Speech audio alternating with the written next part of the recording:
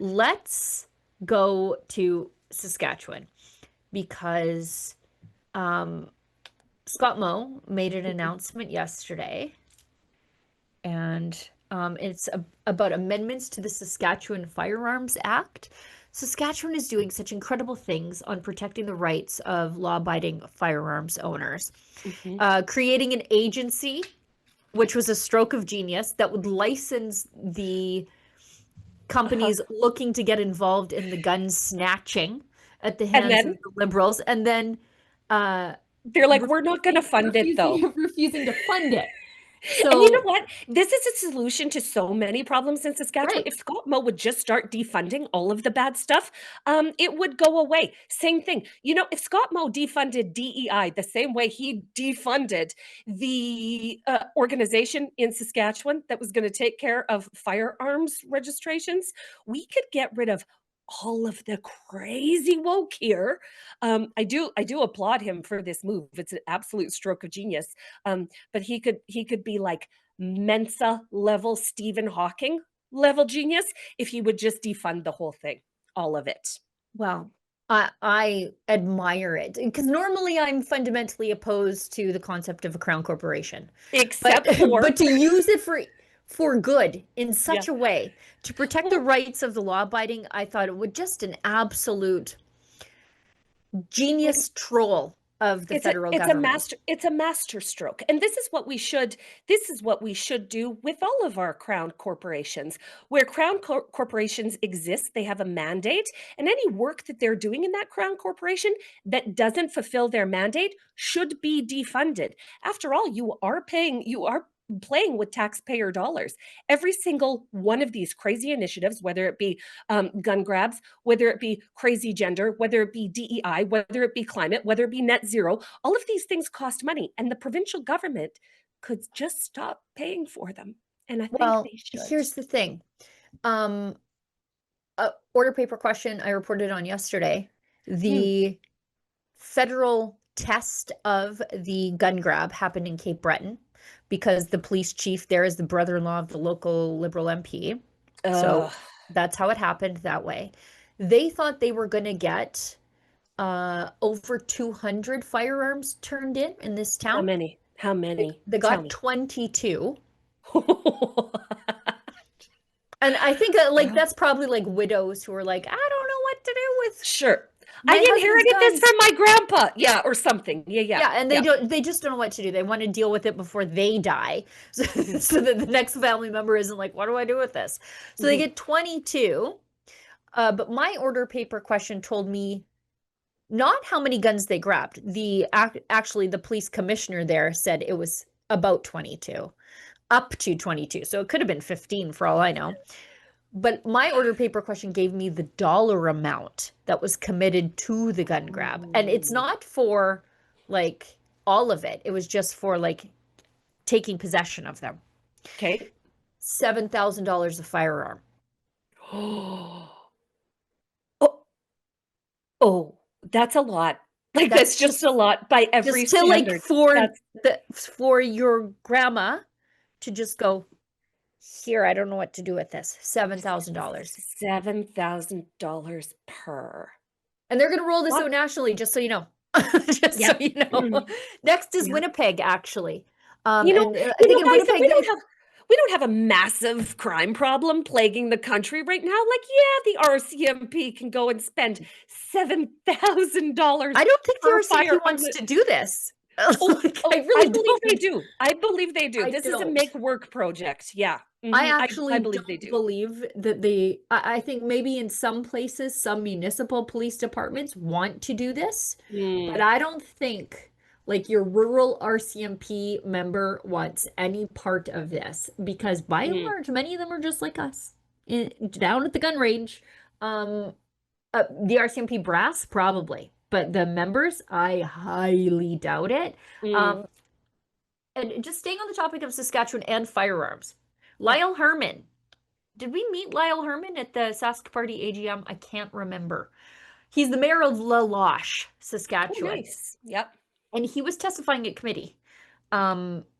He's an Indigenous man. He was testifying at committee that police departments, particularly in rural areas, are stretched thin, and they should not be used to remove legally obtained firearms from law-abiding First Nations and Inuit people. Let's show this clip. And this is from, it's under questioning from Conservative MP Bob Zimmer, who is such a friend to the firearms community. Crimes are going sort of unaddressed in community. And now they're going to get this task from the Minister of Public Safety, say now you have to go after Inuit and First Nations legally, who legally got their firearms and know how to use them, as you said, Joseph Tassani. And now those police officers who are already maxed out are going to have to go after your firearms. You said you've been down to 5 officers, and not necessarily officers that are even on duty in your community. And you also said that criminal activity is happening in your community without consequences, and many times because of a lack of resources. And I heard your frustration. Even you said, look, if I have to take care of my own family, I'm going to do that. Do you think it's a good use of limited police officers who are having a tough time doing basic policing to now have to go after law-abiding First Nations and Inuit firearms owners who aren't the problem? No, it's not. I don't believe it's a good idea. There are, I mean, my family does own guns, but they're, you know, they're securely locked away and everything. So why should that affect them, right? So we are obeying the law. We're using for what's its intentions for. If the person's got the firearm illegally and doesn't have a firearms license, they shouldn't be able to own firearms, and that's where the focus should be. So real interesting. Good for Lyle Herman. Amazing. Excellent for Lyle Herman. But the Laloche, Saskatchewan has a really interesting backstory. I was just going to say, because of all the people the Liberals think should be on their side, it is not the people of Laloche. And I'll let you tell the story. Yes, thank you. Thank you, Sheila, Gunn, Reid. On November 22nd, 2016, 4 people were killed and 7 others injured in a shooting spree in Laloche, Saskatchewan. At the same time, Prime Minister, brand new at the time, Prime Minister Justin Trudeau was at Davos, okay, in front of the world's media. And this event happens in Saskatchewan. And for some reason, every single newsroom across the province was ordered to stand down because the Prime Minister had an announcement about this shooting, about this terrible shooting. So Justin Trudeau gets up on the stage in Davos in front of the world's media and says, I am just devastated to learn about the 5 people that were killed in Laloche. The only thing was only 4 people were killed in Laloche. He got the body count wrong. Between what happened on the ground in Saskatchewan, Ottawa, Ralph Goodale at the time was the Minister of Public Safety, and Justin Trudeau in Davos, they added 1 casualty to that number. So all of Laloche at the time was saying, who's the 5th victim? Who is the 5th victim? No, but the RCMP was not permitted to report. The mainstream media at the time was unable to report. Justin Trudeau absolutely crapped the bed. And then to cover up his tracks, because I mean, as soon as I discovered this happening way back in 2016, I was absolutely all over him. I was like, how does the Prime Minister of the country get the body count wrong? Like, I could see you saying 3 people have passed away and then updating it if another one did, but that's not the case. The information was wrong. So this told me that the entire thing was used by the Liberal government, and it was because Justin Trudeau got on a plane in Davos. He spent a night, I think, in Paris, and then came straight to Saskatchewan, where the entire mainstream media didn't call him on his massive flub. And what I hear Lyle Herman saying is, look, we are law-abiding citizens. We are gun owners in Laloche, and this is not going to work for us. And good for him. Absolutely incredible. Lyle Herman, we're besties now. Yeah, good for him. To say, you know, basically he's saying a criminal committed this shooting in our community, not the rest of us. Don't criminalize the rest of us. Good for him. I'm so glad. And Justin Trudeau used that event as the pretense to lock down gun owners' rights in Canada. He used that event.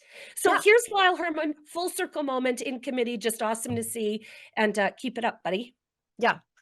Between that event and then in Nova Scotia, that those were the things that the Trudeau Liberals used to justify as Yeah. a cudgel Anyway. to attack private property rights in Canada and gun ownership. Yep, Yeah. that's exactly what happened. So this is a nice full circle moment. It only took 9 years to start talking some sense about these kind of issues. And listen, started in La Loche, let's end it in La Loche.